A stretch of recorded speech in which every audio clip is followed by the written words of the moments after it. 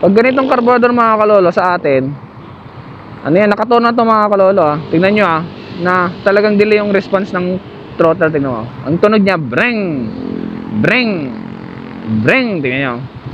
O, di ba? Hindi tulad ng mga bago ngayon, mga FI na tama yung timpla, na pag tinrottle mo, beng, beng, beng, sabing ganon. Ito naman, breng, breng, ganon. Pero pag minsan, pag ano yan, pag binigla mo rin yung carburetor, marululod yung mga kalolo. Tingnan nyo. O, di ba? Namatay. Pag binigla nyo siyang throttle.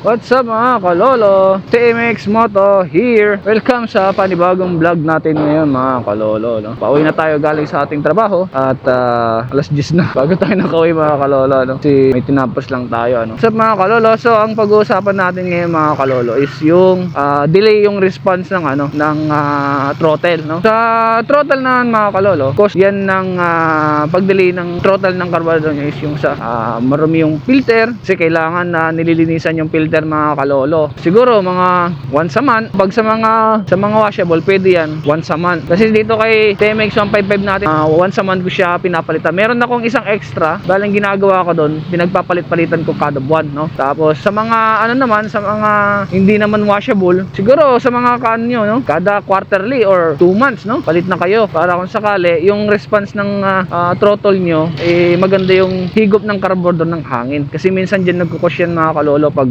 kulang sa hangin, possible yun na talagang nahagok talaga yung motor nyo. Isa pa, bukod sa air filter, tulad nung sa akin kasi nahagok tayo dito sa jetting naman, possible sa jetting yan, bali may barado na kailangan na tanggalin. Tapos kung talagang mahirap nang linisan yung mga jetting nyo, mga pilot jet nyo, palitan nyo na ng bago, bili na lang kayo ng repair kit. Kasi yung sa akin mga kalolo, pinalitan ko to ng bago, kaya naging okay talaga yung takbo. Tapos yung sunog ng spark plug natin, nakuha natin yung optimal na sunog na talagang hinahanap natin para matipid yung motor natin sa gasolina. Kasi pag nakuha nyo yung tamang timpla ng spark plug nyo mga kalolo, o nakatono siya ng maayos, napakaganda niyan sa pakiramdam mga kalolo. Mararamdaman nyo sa throttle, sa takbo ng motor nyo na hindi siya nahihirapan, hindi siya nalulunod. Talagang ganda ng response ng throttle nyo pag talagang maganda yung pagkakasunog ng spark plug nyo at pag bato ng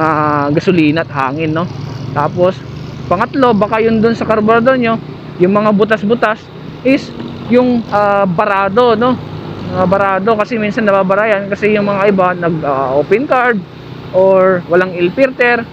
Yan, minsan talagang nagkakakos talaga ng dumiyan dun sa loob ng mga mga carburetor natin, yung mga daanan ng mga gasolina at hangin, kasi maliit lang yung butas niyan mga kalolo, Pag naipon ng hindi ka naglinis, talagang maninigas yun, tsaka magbabarado, Ang mahirap dun pag nagbarado na talaga, tapos mahirap talagang linisin, yun ang mahirap. Kailangan mo nagpalit ng bagong carburetor nun, kasi medyo maliliit yung mga butas niyan, kaya kailangan na talagang palitan kung sakaling talagang kasi kahit anong linis mo yan, pag barado yung mga butas niyan mga kalolo, hindi mo makukuha yung talagang tamang timpla ng carburetor mo. Tapos bukod sa carburetor, jetting, sa air filter, sa naman, sa karayom, sa karayom. Bali sa karayom naman, kung masyadong rich yung pagkakano nyo, sala, ganun, dapat nakikita nyo rin yan mga kalolo, Kung hindi nyo naman siya ginala, wala na magiging problema dyan sa karayom ng carburetor nyo, Yan, baka sala yung paglagay ng carburetor nyo, ganon. Imbis na nasa gitna, ang standard mga kalolo ng paglagay ng karayom ay ng settings ng karayom natin is bandang gitna ang standard na settings niyan. Wala na kayo ibang gagalawin diyan. Pero kung gusto niyo talaga makatipid, pwede yung galawin, pero nasa inyo na yun, kasi pag ginalaw niyo na yun, bago na yung tono ng carburetor niyo mga kalolo. Ang hirap mag-adjust pag ganun. Tapos sa panglima, yun yung pang-apat natin, sa panglima naman natin mga kalolo, yung manifold.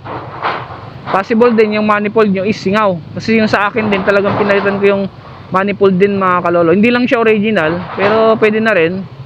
Siguro pag nagka budget tayo, kasi medyo mahal ang original na manifold, pag nagka budget tayo, bibili tayo ng original na manifold kasi para matibay-tibay. Kasi subok na talaga pag original. Mahal nga lang. Pero kung tutusin, matibay, no? So, kailangan nyo rin i-check yan talaga yung mga manifold. Baka may singaw yan. Talagang hahagok yan mga kalolo, no? Kahit anong linisin ng carburetor nyo, anong linisin ng filter nyo. Kasi sa akin, ganun na nangyari sa akin mga kalolo, no? So, sinishare ko sa inyo kung ano yung nangyari dito sa motor ko, no, na talagang ganun ang nangyari. Kaya kung ano yung ginawa ko, sasabihin ko sa inyo. At nakita nyo naman kung ano yung ano niya, no. Pag delete siya talaga mga kalolo, hindi naman siya tulad ng ano rin. Hindi siya tulad ng mga FI. Kasi yung FI kasi nakatimpla na yan sa ECU niyan na tama yung hangin at tama yung gasolina na ibibigay, ano.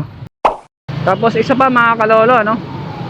Bali ang carburetor, laging tatanda, ang carburetor, ang response din ng ano. Pero kung nakatoon naman talaga yung mga carburetor nyo, mga jettings nyo, minsan yan mga kalolo, pag carburetor, siguro mga 90 o 95%, ano yan, may delay talaga yung throttle ng mga carburetor na motor.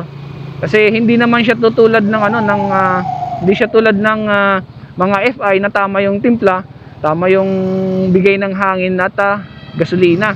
Kaya pag pinitik mo, bali pag na-revolution mo na yan, bang, bang, bang, ganon. Ganon ng FI pag pinitik mo. Ang carburetor na minsan delay yan, magiging ano, breng, breng, ganon. Papakita natin yung mga kalolo pag ano, pag andun tayo sa ano. So ayan mga kalolo, no. So papakita ko sa inyo mga kalolo yung ano, yung kahit na nakatono na yung carburetor nyo, may delay pa rin. Para dito sa mga carburetor na motor. Hindi lang yung TMX 155, no, pati sa ibang mga motor na carburetor.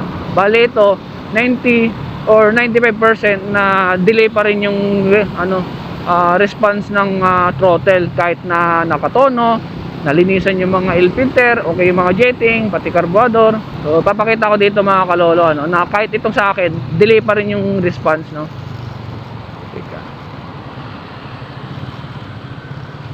Hinto tayo saglit dito sa ano.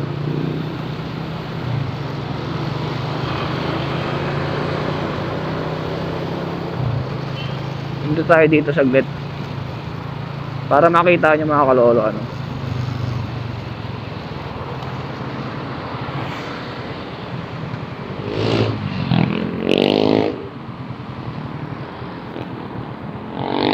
Pag ganitong carburetor mga kalolo sa atin, ano yan, nakatono na ito mga kalolo, tingnan nyo na talagang delay yung response ng throttle. Tingnan mo, tingnan nyo di ba?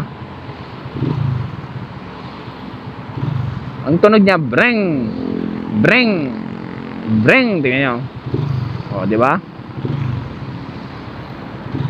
Di ba? Kasi hindi nakakahigop yung ano niyan, yung vacuum niya sa loob ng makina natin. Kasi ito, normal na to sa ating mga carburetor na motor. Pag ganyan. Ayan. Di ba? Pero pag nakabila naman na yan, babato na agad yan. Di ba? Hindi tulad ng mga bago ngayon, mga FI na tama yung timpla, na pag tinrottle mo, bang, bang, bang, sabing ganon. Ito naman, breng, breng, ganon. So, ayan, nakita nyo na talaga na ano, no? Pero pag minsan, pag ano yan, pag binigla mo rin yung carburetor, marululod yung mga kalolot nyo. Di ba? Namatay. Pag binigla nyo siyang throttle. Kasi hindi pa siya masyadong nakakaano ng vacuum, ano. Pero pag naka-ano na yan ng ano, pag tinrottle nyo yan, sakto na yan. So, ayan, makikita nyo mga kalolo, talagang normal na. May delay pa rin kahit na nakatono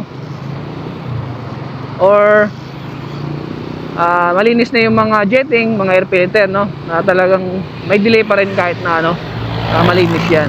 So normal na yan mga kalolo, ano, sa mga motor na carburetor. Hindi tulad ng mga FI talaga na pag biniram mo talaga siya, bang bang, ang ano niyan, ang throttle niyan. Ito sa atin breng breng, parang may delay, ano.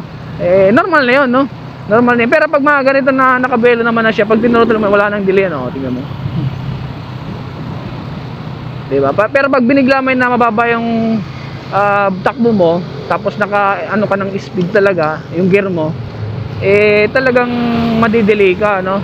Uugong lang yung carburetor mo diyan mga kalolo. Oh, yun ah. So, lagi nyo i-check lagi mga kalolo talaga. Ang importante talaga dyan is yung sunog talaga ng spark plug nyo. Kailangan nyo talaga plug reading lagi, no? Kung makuha nyo talaga yung optimal, wag na nang gagalawin kahit ano dyan sa motor nyo. Okay na yun. Ang gagalawin nyo na lang yung pag mag-maintenance kayo yung filter talaga, air filter. Yan na lang mga kalolo. Wag nyo nang gagalawin yun sa mga ibang carburetor nyo para hindi na masira yung timpla ng fuel tapos air ng carburetor nyo, ano. Sa mga carburetor at di-carburetor, hindi dun sa mga FI. Yung mga FI kasi computer na yun. So, ayan na yung ano ko dyan sa ano natin mga kalolo, yung nahagok pa rin or delay yung response ng throttle. Normal na yan mga kalolo, wala na kayong mag talaga dyan. Iwan ko lang sa mga bago ngayon na di-carburetor kung delay pa rin, ano.